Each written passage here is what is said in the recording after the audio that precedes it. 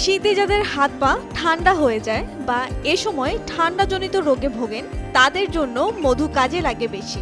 গলা ব্যথা, খুসখুসে কাশি, সর্দি, শ্বাসকষ্ট সহ ঋতু পরিবর্তনজনিত বিভিন্ন সমস্যায় মধু ভালো সমাধান হতে পারে।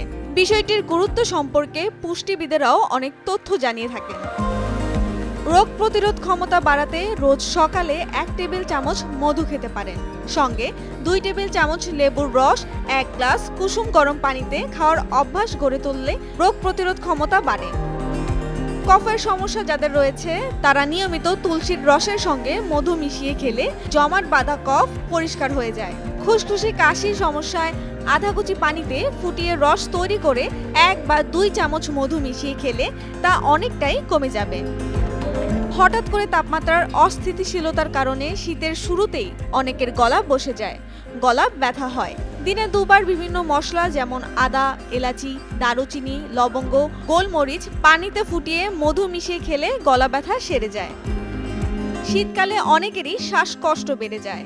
নিয়মিত রং চায়ের সঙ্গে কিংবা কুসুম গরম পানিতে মধু মিশিয়ে খেলে উপকার পাবেন। শীতে ত্বক শুষ্ক, রুক্ষ হয়ে যায়। এই শুষ্ক ত্বককে মসৃণ টান টান রাখতে চাইলে অ্যালোভেরার রসের সঙ্গে মধু মিশিয়ে খেলে ভালো ফল পাবেন। শীতে অনেকের শরীরে বিভিন্ন ব্যথা বেড়ে যায়, এজন্য প্রতিদিন মধু খেতে পারেন।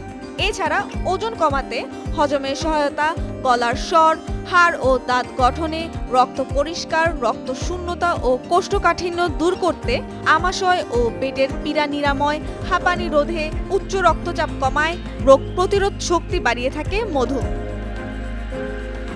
এবার জানা যাক মধুর পুষ্টি গুণ সম্পর্কে।